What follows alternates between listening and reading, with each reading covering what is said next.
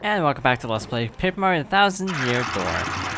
Last time we confronted the Pirate King Cortez, and this time we're gonna have to ask him for his ship. That's gonna end well. Did you forget something? Did you leave your glasses here?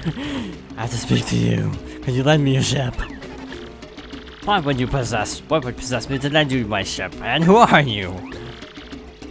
Maybe you shouldn't say you're Flavio, because you kind of have a bad reputation. And yeah, what are you talking about, muchacho? I do not rent my ship for pleasure cruises, and even if I would lend it to you, the ship is magical and it cannot move now. Luckily, the power source is the skull gem. You mean this? You have the skull gem. Yes I do. Alright, what do you say to this proposition then? Take the gem handed down through generations of my family and lend us your ship. Yeah, except they stole it from the first place. Yeah, exactly. Very brave, very foolish to ask such a thing. I should turn you into a piñata and throw a party on the beach. Actually, I'm pretty sure Pop Patch and the others would be totally down with that. Okay, he's going into blackmail territory. Senor Peacock, that's actually a good name for him. Very well, I accept your bargain, amigo. Now be very careful with that gem. Check and mate, Flavio. I did not make my fortune by failing in negotiation, no? You can talk your way through any deal, I say. Now you take this. This animation always weirded me out because it looks like it goes into his head and suddenly it starts working. Okay. Wow, you can hear the cannons from all the way in here. Feel free to thank me anytime. Thanks, dude. Okay, so heading up to the deck, I guess is what it's called, on the ship. We have all of the crew with us. We're coming too. Take them. Come on, all for one, guys. I ain't letting the whole Flavio Fancy Pants hog the glory. That's his motive. Good motive. So, yeah, we also have undead helping us, so that's kind of cheating, if you ask me. Like I am a spare, how's that for boom boss boom? This is my favorite animation in the entire game. Just the way it sort of peels back, it's like we just totally ripped the side of the mountain. Literally. Literally ripped the hole in the mountain. I think you can actually see that hole also if you come back here at a later chapter. You can actually still see the giant hole in the side of the cave. Aha, we're boarding. I'm gonna sink this radio ghost ship to the bottom of the ocean. Hear my voice spirits take their ship and show them the meaning of fear. I like how all the X-Nauts are on the sail, all the toads are also attacking. My captain, it is now your turn again. Get over there and duel that cad. We literally clipped through a rail, I think. I think we literally went through a railing. I'm gonna turn you guys to weed seeds. I'll turn you into seaweed. Yeah, big difference. These guys go down in one hit, so might as well. Escape. No experience because they're treated like regular X-Nauts. Lord Crump, once more. Not this guy again. He just attacks normally, so don't worry much about him. Those X-Nauts all around him are a force to be reckoned with. They're going to attack us with all kinds of weird moves. I can just feel it. So we should focus on Crump. I can still not get that super card. I used to be able to get that when I was younger. I used to be really good at getting that. Not sure what's going on now. Kumbella's actually a pretty good partner for this, but Burn is always a good idea, so might as well. There we go. That's the ticket. Okay, this I missed the stylish, but we already have full star power anyway. So it's as Vivian is coming out of the ground, that's her stylish. It's kind of tricky though. See how you like this. Raise the roof, I mean, summon reinforcements. Okay, luckily the fog rolls in, so sadly we can't dodge any of it. Bad luck. And yes, that's another advantage of Zap Tap. So, if this doesn't miss, which frankly it probably will. Wow, you missed both. That is actually really depressing. At least Mario got a hit in. They're knocking down the ceiling. Miss Vivian, didn't miss Mario. And the fog is gone. So we can finish them off this turn. Which I'm totally down with. Okay. Go stylish, and voila. Crump is no more. Except he runs behind the stage and heals. 15 plus 15. So he's back to full health, I think. Ugh, this is no good. I thought I was almost ace there for a second there, but you haven't finished me off yet. You sea urchins, I'm down by no way amount. This attack is pretty nasty, actually.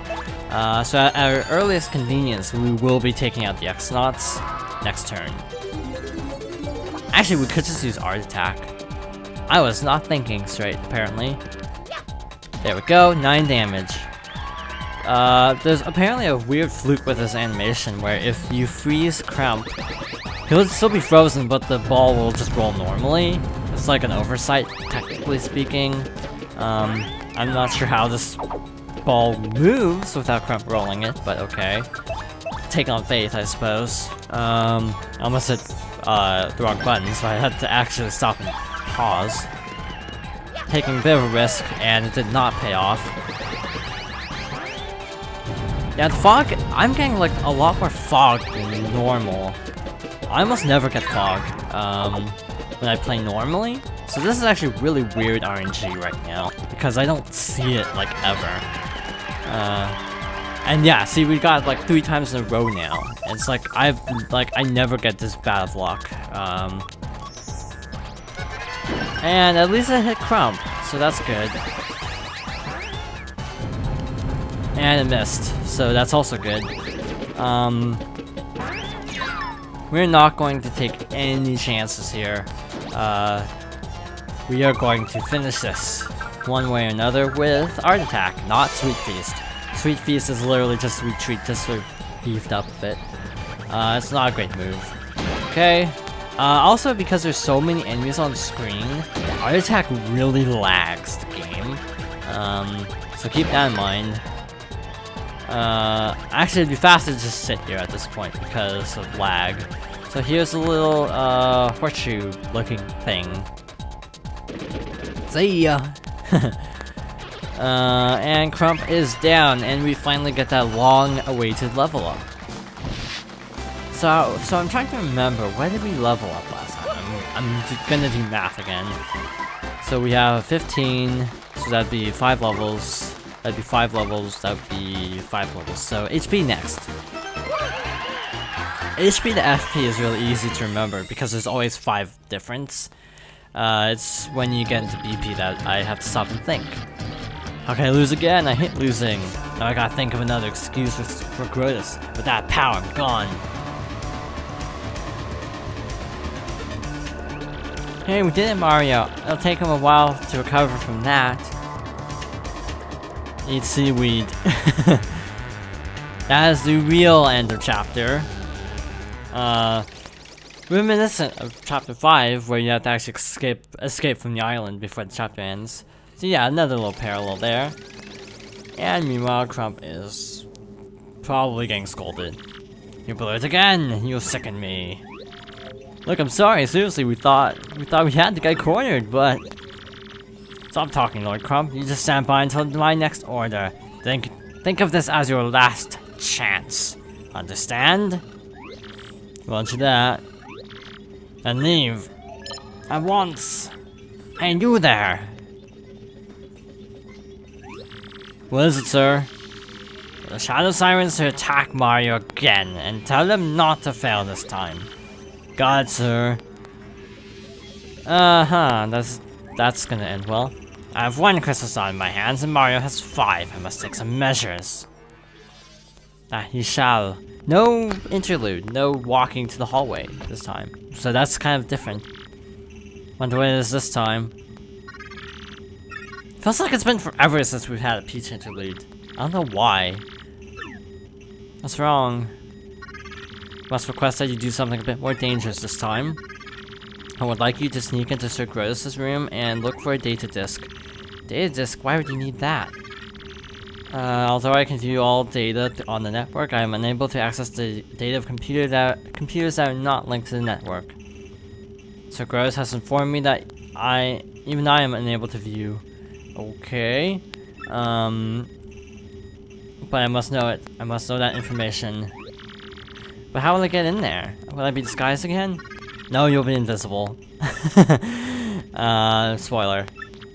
But there's a way. You will be fine if you act according to my instructions. I must tell you, I do not want to make you do such a dangerous thing. But now I have no one to ask but you. Okie dokie. Yeah. This sounds like a good idea. This is actually the second to last Peach interlude, by the way. There's actually fewer Peach interludes in this game than in, the original. Am I doing math wrong again? So, yeah, there's 7 in the original and 6 in this game.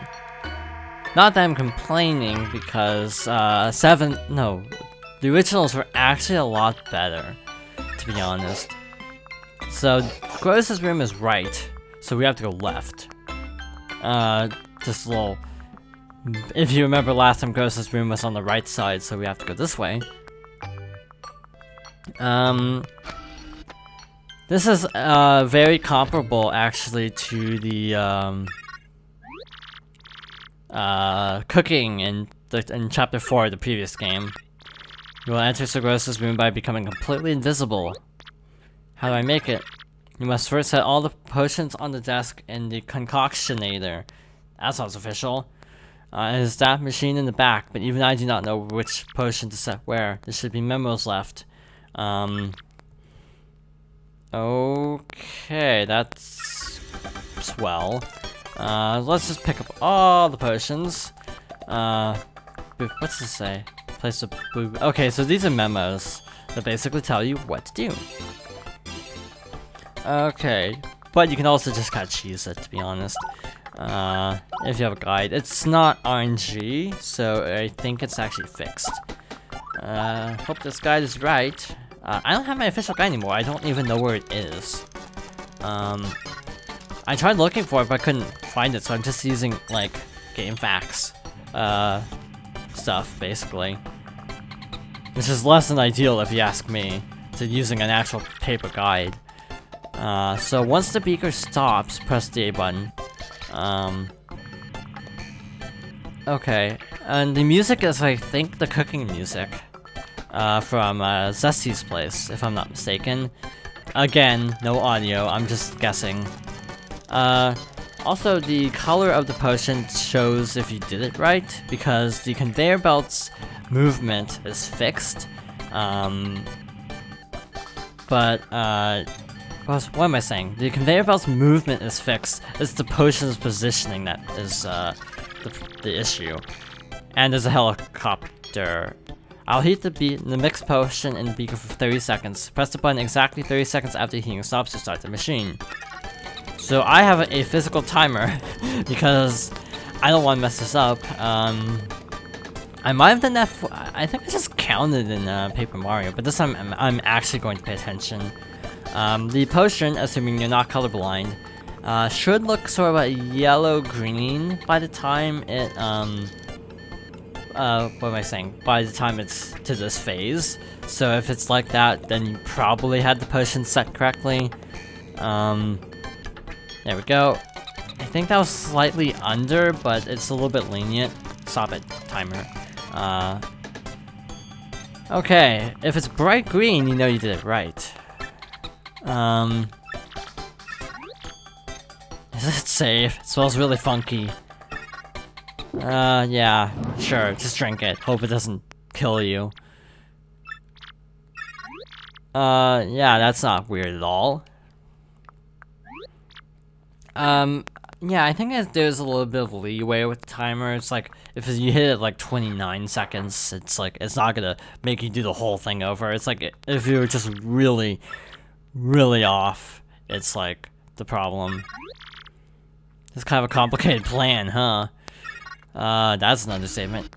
So we have to go to the room at the end of the right side of the hallway. What? That was creepy. Why did the door even open? Why did the doors open even though there's no one here? I cannot read today. So this is my favorite thing in this chapter, in this section of the chapter, basically, that basically all the X-Nauts are really baffled whenever a door opens. Like, why did the door open? Is it glitching or what? Also, we get to see a new enemy type coming up here. A new type of yucks that guards Gross's room on a normal basis. Those yucks are the hardest normal enemies for a lot of people because they can actually paralyze you. Or stop, as it's called in this game.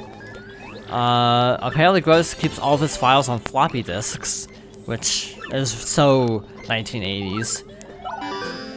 And this screen and Jangle are actually the Famicom disk system. The Famicom disk system operating, or startup screen showed like Mario and Luigi hitting the logo of it, and it's changing colors. They couldn't quite replicate it, but they did a good job with the technical limitations of a screen within a screen.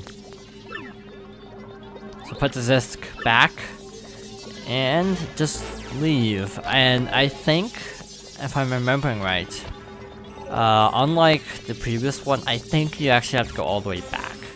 Like, you actually have to go back yourself instead of them auto-carrying you. Yeah, you actually have to walk back to the room yourself. So that's the problem I do have with the Peach sections in this game, is that there's no consistency to them. Like with the costume one, they instantly warp you back to the changing room, but this one doesn't. Okay, is that right? Well, I'm glad. Now we'll teach you how to become invisible again. Drink the green potion. I don't know if you can drink the other ones, though. That'd actually be interesting. Also, it does kind of bother me that you have to... Oh, he'll just stop you. It's a little bit weird that the potion itself is green, and the antidote is green. There's never any danger of that. It was just all the other stuff that was dangerous. So this will auto-warp you, which brings up the question, where did the X-Naut go? Because there's an X-Naut literally by the door. What is that data? I'm still analyzing it. The data is very heavily encrypted, but if my prediction is correct... No, I cannot afford any mistakes or assumptions. I will let you know when my analysis is complete. Now, please use the communicator. Just help me when you decipher the data, huh? Good, then I'll use the communicator, thanks. I said that so half-heartedly. Like, wow. Read my message. Would you send it? Peaches is not feeling it today. Message has been sent. We are done for now. Please go back to your room. Take care. Thank you, Princess Peach. Why, you're welcome, Tech. So she's sort of warming up to him, kind of, a little bit. Just a little bit. But in that case, not in that case, in any case, next time, which seems to be the pattern of this Let's Play, we will be seeing what Bowser is up to. So thank you for watching, and I hope you join me next time for more Paper Mario: The 1000-Year Door.